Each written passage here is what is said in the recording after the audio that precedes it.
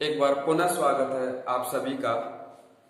इस वीडियो में हम बात करेंगे अध्याय 2 का अंतिम जो टॉपिक है वो। तो ध्यान दें विद्यार्थियों, इससे पहले हमने टॉपिक पढ़ा था बीजांड, और बीजांड की संरचना, ये सभी संरचनाएं बीजांड की संरचना को दर्शा रही है। बीजांड की संरचना में कौन कौन से भाग हैं एक बार पुनः आप देख लें, फिर हम बात करेंगे बीजांड के प्रकार। तो बीजांड की जो संरचना है उसमें ये जो भाग है बीजांड व्रंत है, ये बीजांड द्वार है, ये बाहर का आवरण है बीजांड आवरण, बीच का जो भाग है वो है भ्रूण कोश। तो अब इनमें कौन कौन से भाग हैं, वो किस प्रकार से व्यवस्थित है, उसके आधार पर इसको विभाजित किया गया है बीजांड के प्रकार में। तो सबसे पहले जो बीजांड का प्रकार है ऋजु बीजांड। ऋजु बीजांड है, अब देखो किस आधार पर वर्गीकरण किया गया इसका। तो बीजांड की संरचना में हमने 3 बातें पढ़ी, कौन कौन सी? एक तो बीजांड द्वार वाला क्षेत्र, एक उसके विपरीत जो क्षेत्र है उसको बोलेंगे निभाग क्षेत्र, ठीक है, और एक ये बीजांड व्रत। तो ये तीनों किस प्रकार से व्यवस्थित है, इस आधार पर बीजांड को वर्गीकृत किया गया उसके प्रकारों में। जैसे पहले टाइप का ऋजु बीजांड, तो इसमें बीजांड द्वार, निभाग क्षेत्र और बीजांड व्रंत तीनों एक सीधी रेखा में स्थित रहते हैं, तो उसको बोलते हैं ऋजु। जैसा कि आप चित्र में देख सकते हैं, ये हो गया कौन सा क्षेत्र? बीजांड द्वार, बीजांड द्वार। इसके जो विपरीत क्षेत्र है वो क्षेत्र है निभाग, और नीचे का जो भाग है वो है बीजांड व्रंत। तो ये जो तीनों संरचनाएं एक सीधी रेखा में हो तो उसको बोलेंगे ऋजु बीजांड, ठीक है। नेक्स्ट नंबर 2 अर्ध प्रतीप बीजांड। अब देखिए इसमें मुख्य परिभाषा आपको समझ में आ चुकी है कि किस आधार पर परिभाषित किया गया है, वर्गीकृत किया गया है।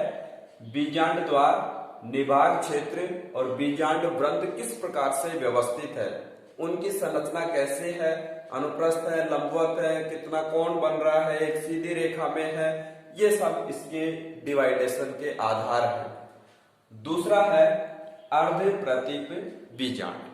तो इसमें क्या किया गया है, जैसा कि आप चित्र में देखते जाएं और समझते जाएं।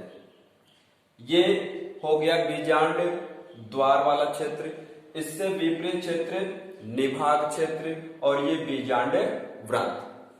तो ये दोनों तो एक सीधी रेखा में हो गए, कौन?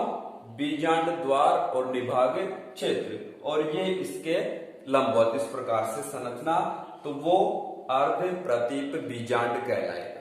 साथ साथ में हम उदाहरण की बात और करें तो ऋजु बीजांड है वो अधिकांश अनावर्त बीजी पादप है उनमें पाया जाता है, ठीक है। अर्ध प्रतीप जो बीजांड है वो रेनन कुलेसी कुल के जो पादप है उनमें पाया जाता है। तीसरा जो उदाहरण है इसका बीजांड के प्रकार का प्रतीप बीजांड, प्रतीप बीजांड, जो कि उदाहरण अधिकांश आवर्त बीजी पादपों में। परिभाषा क्या होगी? जब बीजांड द्वार किसकी ओर हो?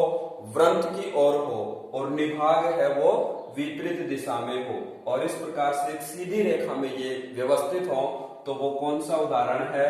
प्रतीप बीजांड, ठीक है। नेक्स्ट नंबर अगला चौथा जो टाइप है जिसमें बीजांड जो द्वार है और निभाग जो क्षेत्र है, बीजांड व्रंत है, वो सेम इसी के प्रकार है जो ऊपर वाला हम देख रहे हैं प्रतीप, परंतु इसमें थोड़ा सा अंतर है। जो ये बीच वाली संरचना जिसको हम बोलते हैं भ्रूण कोश, भ्रूण कोश, वो संरचना है वो थोड़ा सा वक्रित हो जाती है, भ्रूण कोश संरचना। तो इसको हम बोलेंगे क्रूसिफेरी या लेग्यूमिनेसी जो कुल के पादप है, सरसों है, मटर है, तो वो इसके उदाहरण है, ठीक है। नेक्स्ट जो 5वां प्रकार है बीजांड का अनुप्रस्थ बीजांड। तो इसमें भी वही सेम व्यवस्था है। अंतर क्या है, यहां पर जो भ्रूण कोश था वो वक्रित हो रहा है, यहां पर जो बीच में संरचना है भ्रूण कोश जिससे बनेगी संरचना, वो संरचना क्या हो रही है, वक्रित हो रही है। ठीक है, तो ये हो गया अनुप्रस्थ बीजांड, जिसका उदाहरण है ब्यूटोमेसी। नेक्स्ट फिर हो गया कुंडलित बीजांड, जिसमें जो संरचनाएं हैं वो एक कुंडली के समान है, बीच में भ्रूण कोश है, निभाग क्षेत्र है, ये बीजांड द्वार है, ये निभाग क्षेत्र है। तो निभाग क्षेत्र से जो संरचनाएं बनाएंगी व्रंत, वो कुंडली के रूप में होंगी, जिसका उदाहरण है कैक्टेसी कुल के सदस्य। तो मुख्य रूप से हम बात करें तो परिभाषा क्या हुई, बीजांड के प्रकार को वर्गीकृत करने का आधार क्या हुआ कि भाई बीजांड द्वार, निभाग क्षेत्र और बीजांड व्रंत, जो कि हमने अच्छे से पढ़ा किसमें, बीजांड की संरचना में। ये तीनों संरचना, तीनों भाग हम पहचान चुके हैं। बीजांड द्वार, विपरीत क्षेत्र, निभाग और नीचे जो व्रंत जुड़ा है बीजांड व्रंत। ये तीन जो भाग हैं ये किस प्रकार से व्यवस्थित है, इसके आधार पर वर्गीकृत किया गया है किसको, बीजांड। ठीक है, फिर नेक्स्ट जो टॉपिक है अपना इस चैप्टर का कि वे जो गुरु बीजाणु जनन है वो किस प्रकार से संपन्न होता है, उसमें कौन कौन से चरण है और गुरु बीजाणु जनन किसे कहते हैं।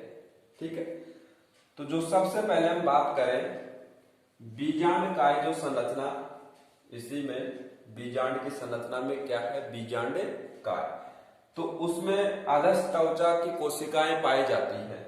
वो कोशिकाएं हैं सबसे पहले एक संरचना बनाती हैं जिसको बोलते हैं प्रपशु आरंभक। ठीक है, ये आरंभक क्या बनाएगी, प्रपशु कोशिका, जो कि सघन जीव द्रव्य वाली होती है और उनका आकार बड़ा होता है।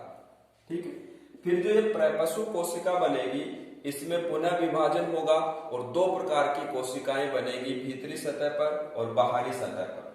तो बाहर की जो ओर है वो प्राथमिक भित्ति कोशिका बनती है और अंदर की ओर है वो प्राथमिक बीजाणुजन कोशिका बनती है। तो ये दो प्रकार की कोशिकाएं बनी, किससे, बीजांड काय की आदर्श त्वचा की कोशिकाओं से प्रपशु आरंभक बना, आरंभक से प्रपशु कोशिका बनी, प्रपशु कोशिका में विभाजन हुआ और दो प्रकार की संरचनाएं बनी, प्राथमिक भित्ति कोशिका और प्राथमिक बीजाणुजन कोशिका। तो जो भीतर की ओर संरचना है बीजाणुजन कोशिका है, उनमें गुरु बीजाणु मात्र कोशिकाएं हैं, वो परिवर्तित हो जाती है, जिसको बोलते हैं मेगा स्पोर मदर सेल। पहले हमने पढ़ा था माइक्रोस्पोर मदर सेल, ये क्या है, मेगा स्पोर, वो था लघु बीजाणु, ये गुरु बीजाणु। तो गुरु बीजाणु मात्र कोशिकाएं बन गई। ठीक है, इनमें वापस से अर्धसूत्री विभाजन हुआ और अर्धसूत्री विभाजन से 4 अगुणित गुरु बीजाणु बने और ये 4 बने इसलिए इसको बोलते हैं चतुष्क के रूप में। अब इसमें भी 4 जो कोशिकाएं बनी है, 4 गुरु बीजाणु बने अगुणित, 3 अक्रिय है और 1 सक्रिय है। तो जो सक्रिय वो कौन सा है, निभाग क्षेत्र की ओर, और निभागी जो गुरु बीजाणु है वो सक्रिय है, वो क्या बनाता है, भ्रूण कोश, भ्रूण कोश, जिसको हम क्या बोलते हैं, मादा युग्मकोद्भिद। और मादा युग्मकोद्भिद बनता है, वही प्रक्रिया क्या है, गुरु बीजाणु जन्म। ठीक है, तो मादा युग्मकोद्भिद है, उसके बारे में पहले हम पढ़ चुके हैं, एक बार पुनः चर्चा कर ले कि क्या है ये संरचना। मादा युग्मकोद्भिद की जो संरचना है उसमें ये 3 भाग पाए जाते हैं। एक तो बीजांड द्वार है, उसकी तरफ 3 कोशिकाओं का समूह है, वो कहलाता है अंड समुच्चय या अंड उपकरण। ठीक है, इनमें मध्य की जो कोशिका है वो तो अंड कोशिका कहलाती है और 2 जो कोशिकाएं पार्श्व की वो सहायक कोशिकाएं कहलाती है। दूसरा जो क्षेत्र है बीजांड द्वार के विपरीत क्षेत्र, जिसको बोलते हैं निभागी क्षेत्र, ये वाला क्षेत्र, वहां भी 3 कोशिकाओं का समूह है जिसको हम बोलते हैं प्रतिमुख कोशिकाएं। वहां कितनी कोशिकाएं हैं? 3 कोशिकाएं। और किस ओर है? निभाग क्षेत्र की ओर। तीसरी फिर एक बड़ी कोशिका है केंद्रीय कोशिका। देखो ये पूरी जो संरचना है बीच में, ये दर्शा रही है किसको? केंद्रीय कोशिका को। केंद्रीय कोशिका में 2 ध्रुवीय केंद्रक है। कितने केंद्रक है? 2 ध्रुवीय केंद्रक है। तो इस प्रकार से एक जो मादा युग्मकोद्भिद है, एक जो भ्रूण कोश है, उसमें 3 + 1 + 3, तो ये कितने कोशिकीय संरचना है? 7 कोशिकीय। और यदि हम केंद्रकों की बात करें, केंद्रक कितने हैं? तो केंद्रक हो गए, जो केंद्रीय कोशिका है उसमें 2 ध्रुवीय केंद्रक है। तो इस प्रकार से 7 + 1 कितने केंद्रक हो गए? 8 केंद्रक। तो जो भ्रूण कोश है, मादा युग्मकोद्भिद है, 7 कोशिकीय और 8 केंद्रीय एक संरचना है।